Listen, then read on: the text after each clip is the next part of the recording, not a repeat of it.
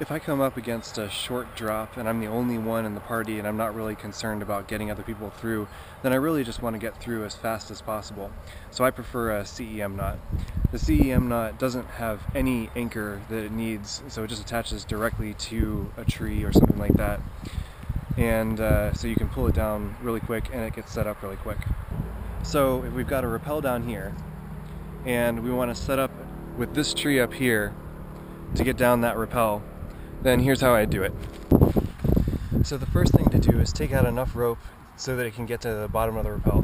So I'm going to take out rope and throw it down to the bottom, and I see that it reaches about here. So now I'm going to take this bite of the rope here. Notice that I haven't put anything around the tree yet. I've just put the rope down to the bottom. So now I'm going to take the bite, I'm going to pass it around the tree. So now I've got this bite to work with.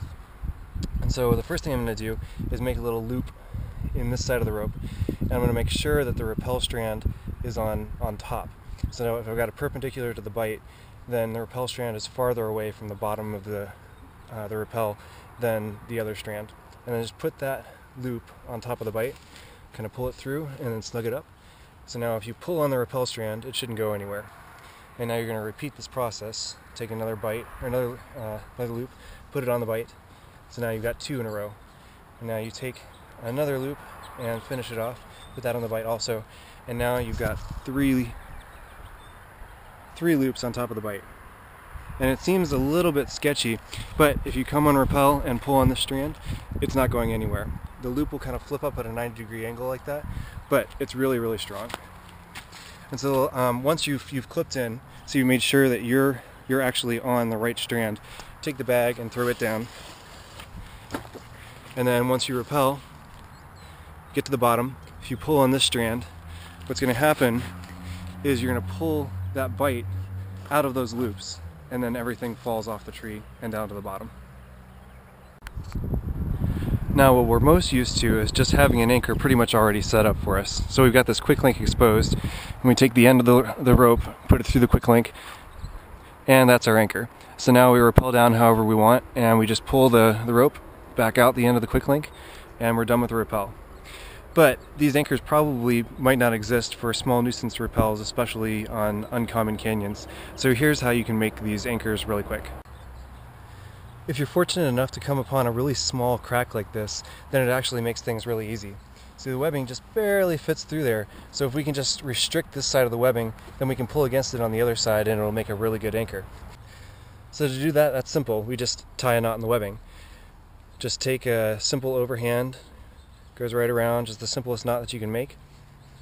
And if we jam that against this, that's actually going to hold really, really nicely. See, this knot is much too big to get through this crack.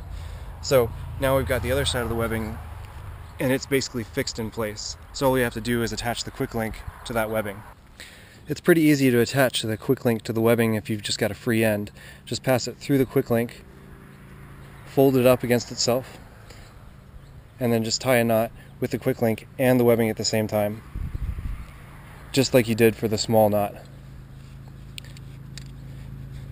Now you've got a quick link on the end of webbing, and remember that we already have our knot here securing the webbing, so it goes all the way down and a quick link on the end.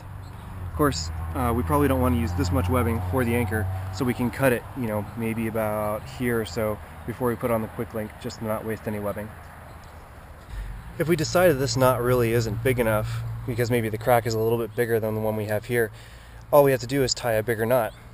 So instead of just tying the simple knot that we did before, let's just use two strands and do that. So now we fold it over itself and just tie a simple knot with two strands of webbing. And so now this is a much bigger, beefier knot than we had before. And of course we want to probably leave a little bit more tail than that. But a much bigger, beefier knot, and it's not going to come through this crack nearly as well as that small knot will. That's plenty for this knot. And then if we're still not happy and we want an even bigger knot, then we just use more strands of webbing. Now this time, instead of doubling, let's even just triple the webbing. So now we'll take 3 strands of webbing, so we kind of got a Z there. Take it together and just tie a knot in that.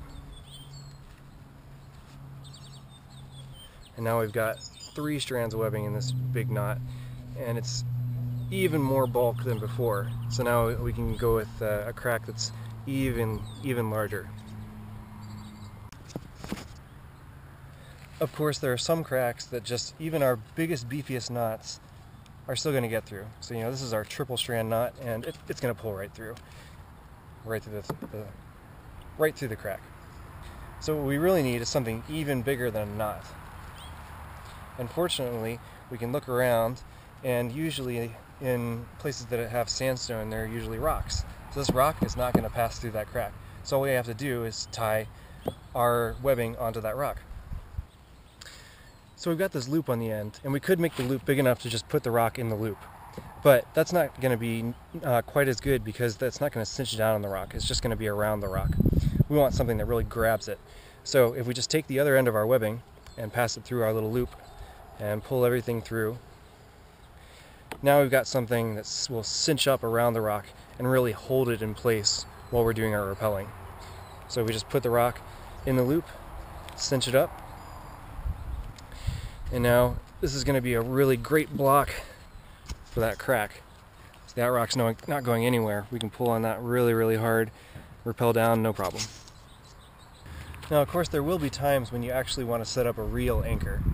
So here's how to do it when you've got a lot of webbing. So we've got this big bunch of webbing. Of course, we don't want to use it all for this anchor, but we don't know exactly how much we're going to need. So all we do is pass our webbing around our anchor, in this case the tree, and then fold over the remaining webbing on top of that little piece of webbing on the end. So we kind of make a webbing sandwich. So now we got 3 pieces of webbing all in line, and just tie a simple overhand knot in those 3 pieces of webbing. Okay, so now we've got a loop, and our little piece of webbing is kind of sticking out the middle of it, and we've got a whole bunch of tail on the outside of it. So now we'll just take our quick link, put it on the end of our loop, and that's a good anchor. And we can cut right here and save the rest of our webbing using exactly the right amount.